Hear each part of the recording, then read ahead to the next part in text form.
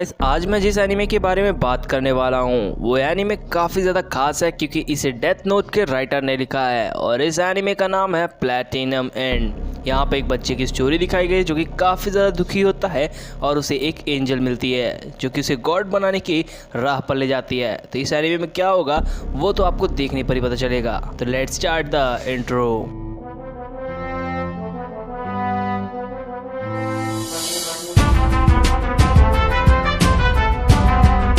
Story के starting से हमें दिखाया गया है कुछ गॉड्स को जिनकी मूर्ति रखी होती है और वहाँ पर उनके पास एक फ़ोटो होती है। ये शायद मिराई की फ़ोटो है। खैर यहाँ पर हमें दिखाया गया एक हाई स्कूल को जहाँ पे सभी बच्चे घूम रहे होते हैं लेकिन एक बच्चा काफ़ी ज़्यादा शांत होता है और यही हमारी स्टोरी का मेन कैरेक्टर है जिसका नाम मिराई काकेहाशी है। यहाँ पास मैं बता दूँ कि मिराई काकेहाशी काफ़ी ज़्यादा दुखी है और वो एक स्टोर पे जाता है जहाँ पे मेलन ब्रेड मिलता है। पहले तो वो उस मेलन ब्रेड को चुराने की सोचता है लेकिन बाद में वो ये समझ कर रख देता है कि वो उसका नहीं है और वहाँ से वो निकल कर जाता है एक काफ़ी ऊंची बिल्डिंग में आत्महत्या करने के लिए। मैं बता दूं कि ये आत्महत्या सिर्फ इसलिए कर रहा है क्योंकि काफ़ी ज़्यादा दुखी है, जिसके बाद वो वहाँ से जंप कर जाता है ये कहते हुए कि वो काफ़ी ज़्यादा खुश है और वो उसे ऐसा समझ में आता है कि वो हेवन में है। लेकिन मिराई अभी भी ज़िंदा होता है, उसे एक एंजल ने बचाया होता है। जहाँ पे मिराई उस एंजल को देखता है और समझता है कि वो डेथ हो चुकी है उसकी।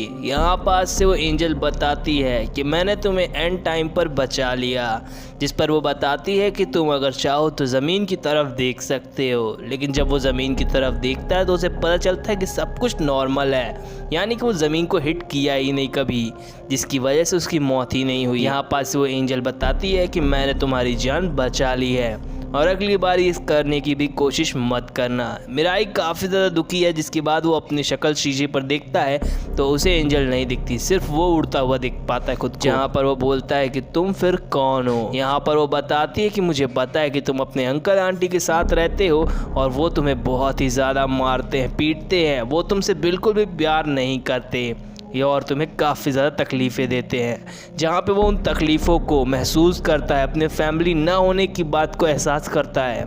यहाँ पास से एंजल बताती है कि वो एक स्पेशल रैंक एंजल है। यहाँ पास से वो उसे नीचे लेकर आती है और एक बिल्डिंग के ऊपर बैठा कर उसे बताती है कि प्यार, फ्रीडम, लाइफ यही तो एक ज़िंदगी है, ये तुम्हें जीना चाहिए ना कि मर जाना चाहिए। अपनी मौत को दावत मत दो। जहाँ पास से वो ये सारी चीज़ें समझाती है और कहती है कि तुम कुछ ही समय में प्यार पा सकते हो। जिसके बाद वो ज़मीन पर देखता है जहाँ पर एक फैमिली जा रही होती है, जिस पर वो बताती है एंजल मुझे पता है तुम्हारी ना कोई फैमिली है ना ही कोई फ्रेंड्स, ना तुमसे कोई दोस्ती करना चाहता है। ये सारी बातें मुझे सब कुछ पता है कि तुम्हारे जहन में क्या चल रहा है, इसलिए अब तुम अपने आप को देखो, अपने बारे में सोचो। मैं चाहूँ तो तुम्हें एक फ्लाई करने के लिए विंग्स भी दे सकती हूँ, ऐसी आँख जो तुम जो हर चीज़ देख सकते हो। जिसके बाद ये तुम्हारी चॉइस है कि तुम क्या चाहते हो। यहाँ पास से वो उसके गले पे और हाथ पर एक बैंगल बना देती है जिसे मिराई कहता है ये तुमने क्या किया, ये नेकलेस लोग मुझे देखेंगे और हंसेंगे। यहाँ पर बताती है एंजल कि नहीं, इसे कोई भी नहीं देख सकता, इसे देखने के लिए जो ह्यूमन आई चाहिए वो लोगों के पास नहीं है, इसे सिर्फ वही देख सकता है, यानी कि ओनली गॉड कैंडिडेट्स या फिर एंजल्स। यहाँ पास से वो इसे मतलब बैंगल्स को और नेकलेस को हटा देती है, इनविजिबल कर देती है और उसे विंग्स देती है, जिसे एंजल देखती है और वो हवा में उड़ जाता है। कुछ ही सेकंड्स के अंदर वो पूरी जगह का चक्कर लगा लेता है और एक टोक्यो की काफ़ी ऊंचे वाली इमारत पर आकर बैठता है। जिसके बाद वो जाता है एक जगह पर, यहाँ पर कुछ झंडे गड़े होते हैं। यहाँ पर झंडों में जो निशान बना होता है उससे वो अपनी फ्लैशबैक मेमोरी में जाता है। जिसके बाद वो याद करता है अपनी छोटी बहन, उसकी फ्रेंड अकीरा को। जिसके बाद वो एक काफ़ी बड़े पिरामिड पर आकर बैठता है और ये सारी बातें वो बात करता है। वो बताता है कि ये पंख काफ़ी ज़्यादा अच्छे हैं लेकिन इसे ह्यूमन ने देख लिया तो काफ़ी बड़ी मुसीबत पड़ सकती है। लेकिन एंजल बताती है कि तुम चाहो तो तुम किसी को भी अपने प्यार में गिरा सकते हो, सिर्फ एक एरो की वजह से। यहाँ पर वो बताती है कि मैं एक स्पेशल रैंक एंजल हूँ तो इसलिए मुझे किसी का भी डर नहीं। मिराई सिर्फ इतना कहता है कि तुम्हारी आवाज़ ऐसा लगता है जैसे कोई डेविल की हो। जहाँ पे एंजल बताती कि डेविल एग्जिस्ट करते ही नहीं हैं, मुझे पता है कि तुम्हारा हार्ट काफ़ी ज़्यादा प्योर है। इसीलिए तो मैंने तुम्हें चुना है, क्योंकि तुम कभी भी किसी का बुरा नहीं चाहते हो। यहाँ पास ये सारी बातें एंजल जब मिराई को बताती है, मिराई भी इन सभी चीज़ों को सुनता है। लेकिन जब मिराई को ये पता चलता है कि उसकी फैमिली को मारा गया था, वो कोई एक्सीडेंट नहीं था, ये बात सुनकर वो काफ़ी ज़्यादा शॉक में आ जाता है कि उसे मारने वाला कौन होगा, यानी कि उसके मम्मी और डैड को। तो पता चलता है कि उसके मॉम एंड डैड को मारने वाले उसके अंकल और आंट हैं, यानी कि उसकी बुआ और फूफा ही उसे उसके परिवार को ख़त्म किया था, जिस चीज़ की वजह से वो उसने पूरी ज़िंदगी इन सभी के साथ सफ़र किया। उनसे वो सारे काम करवाए जो उसके मम्मा और पापा शायद उसे कभी नहीं करवाते। उन्हें एक जानवर की तरह रखा और इस सिचुएशन में डाला गया। उसके मामा यानी कि भाई बहन भी जो कज़न्स हैं उन्हें भी पीटा गया।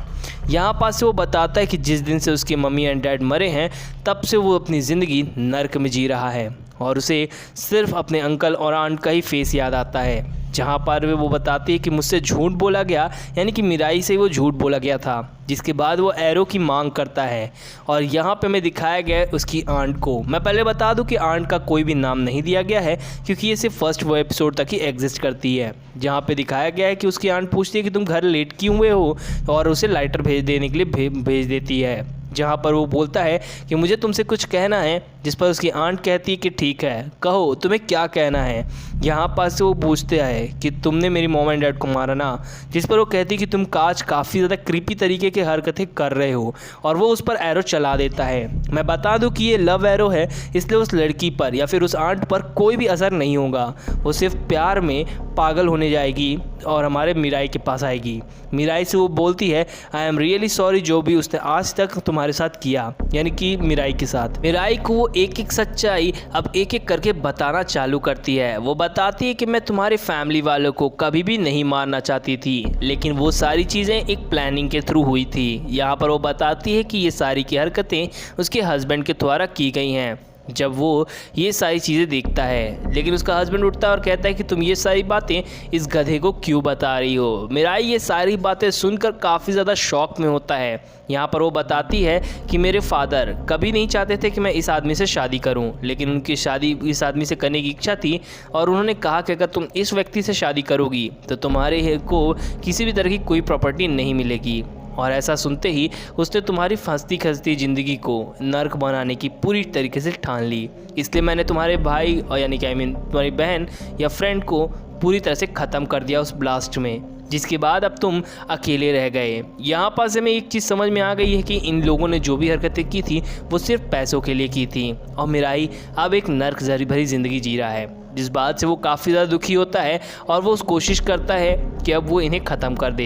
यहाँ पे दोनों हस्बैंड वाइफ में काफ़ी ज़्यादा लड़ाई होती है और यहाँ पे हस्बैंड उसको ज़बरदस्त तमाचे मारता है।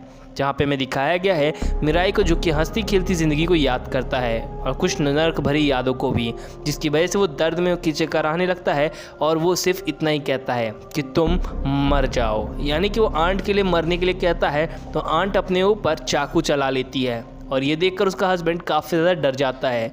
मिराई भी ये देखकर काफ़ी ज़्यादा शॉक में होता है। तब उसे एंजल बताती है कि वो तुम्हारे प्यार में पूरी तरह से पागल हो चुकी थी, बस इसीलिए वो अब ऐसी हरकतें कर बैठी। तुमने मरने के लिए कहा था, वो उसने खुद को मार लिया। मिराई इस तरह की हरकतें नहीं करना चाहता था, इसलिए वो डायरेक्टली हॉस्पिटल की तरफ भागता है, जहाँ पर एंजल बताती है कि वो कोई फ़ायदा नहीं, वो मारी जा चुकी है। उसकी डेड बॉडी से उसकी सोल लेकर गई है एक दूसरी एंजल। जहाँ पर हमें दिखाया गया है मिराई को जो कि कहता है क्या मरना इतना आसान है, यानी कि मेरे मॉम एंड डैड जब वो ब्लास्ट हुआ था वो काफ़ी आसानी से मर गए, वो एंजल उन्हें लेकर गई। जिसके बाद वो समझ जाता है कि ये ना ही कोई ड्रीम है, ना ही ये फेक चीज़ें हैं, ये एकदम रियल है। उसकी ज़िंदगी का सबसे बदतर दिन अब जा चुका है उसकी ज़िंदगी से। यहाँ पास से वो बताता है कि ये एकदम रियल है और ये अभी तक ज़िंदा हूँ मैं। जिसके बाद वो अपने फ्लैशबैक्स को याद करता है जहाँ पे उसने अपनी मॉम को वो ड्राइंग दिखाई थी, और ये वही ड्राइंग है गाइस जिसे हमने एपिसोड की स्टार्टिंग में देखा था, यानी कि पहले या दूसरे स्क्रीनशॉट पर, जहाँ पे मिराई को खुश रहने के लिए उसकी मॉम कहती है। जिसके बाद मिराई उस खून पर लेट जाता है और काफ़ी ज़्यादा ज़ोर ज़ोर से हंसने लगता है, जहाँ पर उसे समझ में आता है कि हैप्पीनेस क्या होती है और हैप्पीनेस अपने अंदर ही छुपी होती है। जिस बात से वो काफ़ी ज़्यादा खुश होता है और ज़ोर ज़ोर से हंसने लगता है। इस बात को एंजल समझती है और ये देखती है कि वो काफ़ी ज़्यादा खुश है। यहाँ पे उसका अंकल अपनी आंट को यानी कि उसकी आंट को मरा हुआ देखकर काफ़ी ज़्यादा दुखी था, जिसके बाद वो कहता है ठीक है, अब मैं एक गॉड कैंडिडेट बन चुका हूँ तो मैं वो सारी चीज़ें करूँगा जो मुझे खुशी दे सकें। और यहाँ पे कुछ रूल्स दिखाए गए हैं जो कि ह्यूमन के लिए होते हैं, यानी कि ह्यूमन गॉड कैंडिडेट के लिए। यहाँ पर हमें मिराई को दिखाया गया है जो कि 3 दिन से एक होटल के अंदर बंद है, खुद को बंद करके रखा हुआ है। और वहाँ के कुछ एम्प्लॉय या मैनेजर को उसने अपने वश में कर लिया, यानी कि लव फॉल में, जिसकी वजह से अब वो सारे काम उस रूम के अंदर बैठे बैठे कर रहा है। जहाँ पर वो बताता है एंजल को कि उसके पास पैसे बिल्कुल भी नहीं हैं, इसलिए वो इस जगह से बाहर नहीं निकल सकता। उसने उस एरो का यूज़ किया था जिसकी वजह से वो अभी तक यहाँ पर है। तो उसे बताती है कि अगर तुम चाहो तो अपने अंकल से उस पैसे की डिमांड कर सकते हो जो कि जिस पर तुम्हारा हक है। तो अब अपने अंकल को ही ख़त्म कर दो क्योंकि वो एक काफ़ी बुरा इंसान है।